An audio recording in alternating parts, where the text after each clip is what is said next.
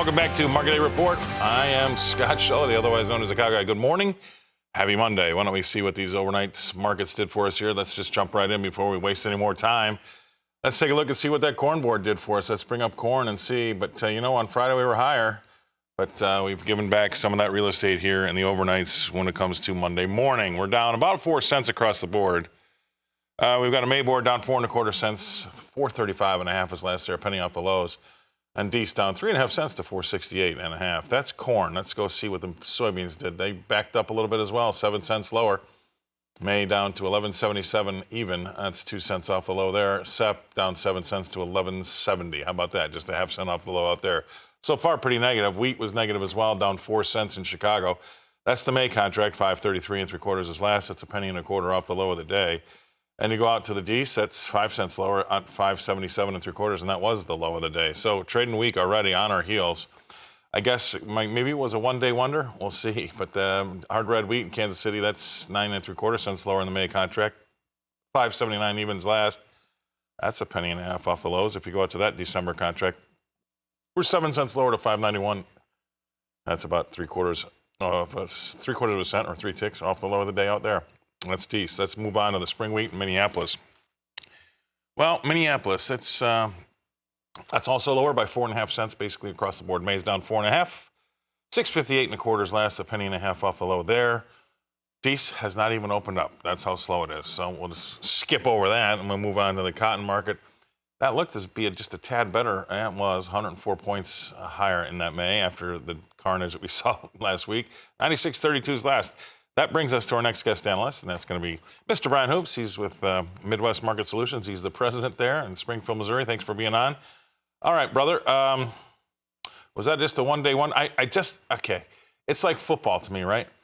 When that didn't bring any new selling to the market, that report on Friday, I felt like, okay, the buyers are going to be in charge here. Even if it was neutral, buyers are going to be in charge because there's going to be no new sellers, and they were. They could have done whatever they wanted to on Friday. But that only lasts for so long, right? Yeah, good morning. You're absolutely right, Scott. We saw a little uptick in the markets on Friday, but it all came after the report was released. Buyers came in, there was virtually no sellers, and we may see more of that again this week. Now, the wheat is expected to come under some pressure this morning. We did have another cancellation of soft red wheat that was previously sold to China. So this is the third consecutive day of that type of cancellation. So our totals are about 18.5 million bushels now that have been canceled that China previously had purchased. That's going to flow right back into our balance sheets and increase our ending stocks in subsequent reports. Now, ending stocks are really about the only thing in wheat that was changed on last Friday's report. And so we're seeing that as getting bigger and a little bit bearish. So we could see some pressure against Chicago wheat again, maybe some intermarket spread trade with Minneapolis gaining against Chicago's stats in Canada numbers that came out this morning showed spring wheat acres less than last year and less than estimates. So maybe we'll get a little spread trade, but corn and beans seem to be reacting over the night trade to forecasts that are a little bit wetter for northern Brazil than what they were a week ago. Planting intentions have moved to about 85% complete as far as the second corn crop. So if they do get moisture, it's going to seem as beneficial for almost the majority of the crop. And I think that's why we're setting back in here. Now, those are forecasted rains, and until those rains actually fall or until we see the amounts fall, we probably have very limited downside risk and probably going to see more buying interest coming into that market in the early stages of this week. I sure hope so. I mean, we're going to have to start, now that we've gotten over that last WASDE, we've got our acreage report in front of us, we're going to have to start worrying about our own Mother Nature issues here, right? And then what we get out of our acres. So the propensity for me is still to be, a tad bullish because that's where the surprise could be. Because I still feel like it's going to be hard to bring any new selling after everybody that's wanted to be short is already short.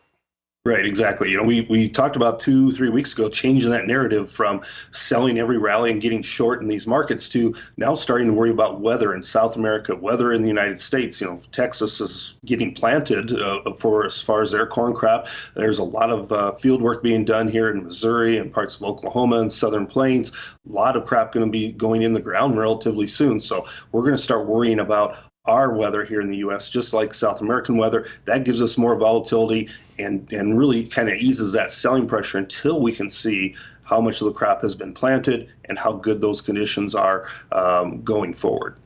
And we say it, and I don't mean to be flippant, but it's true. I mean, every year we'll kill the crop once, maybe twice a year, right? I mean, that's always going to be the case, and we'll just see how strong those shorts really are, right? Right. And the thing here is you have so many short positions by these funds that and that's a big if, they decide to cover those positions, get back maybe more to a more neutral strategy going into the summer, that can give you some big price ranges. So it's not just 20, 30 cents during our growing season. It could be 50, 70 cent type rallies in the markets. And that's where producers really need to start looking and focusing on making sales, not at these price levels, but when we get those rallies. And so maybe those rallies are back in that 520, 530 range on December corn. That is, a marketing opportunity that they want to take advantage of. Yeah, that bring that cash up to $5, hopefully. All right, great stuff. Stay right there. We're going to go away. We're going to pay some bills. We're going to come back and talk more. Brian Hoops, we'll be right back right after this. All right, welcome back. Let's talk about what we saw happen on Friday in these livestock markets, right? They're not open I don't know how they did it, but they got the exchange to keep it closed overnight. I wish everything was that way. That goes back to the way it used to be. But anyway, I'm an old man, and that's just the ramblings of an old man. All right, let's talk about live cattle, what we did on Friday. We were lower, but not by much. It seemed to be, I didn't have any volumes in front of me, but I just felt like it was pretty slow. Lack of any interest had us just dipping down a little bit. $1.12 lower in the April live cattle market to 187.60, and that was, I don't know, we didn't call that about 42 points off the low of the day or 47 points off the low of the day. So there you go. D's down 90 cents to 189.50, and then moving right along to the feeders. That was down to, let's go right, 220 in April, 254.10s last there, about 40 cents off the low. And then if we go to the lean hogs, we'll get back to our guest analyst. Lean hogs, what they do on Friday? April was down 15 cents to 84.37, but everything else was up between, say, 12 and 70 cents. All right, we've got 1 minute left. Let's get back to our guest analyst. That's Brian Hoops with Midwest Market Solutions. Brian, anything you want to talk about when it comes to livestock real quick? Well, the cattle market, it was enjoying some big gains early in the morning, then turned lower by midday. A lot of hedge pressure coming in that cattle market, but we did see some trade last week at 185 in the Southern Plains. So typically this time of year, the spread between the cash and the futures is about $2.50. And you look at your April board, we closed right at that $2.50 mark over the cash last week. So the futures kind of just corrected themselves back to where they should have been as far as the basis and spread goes.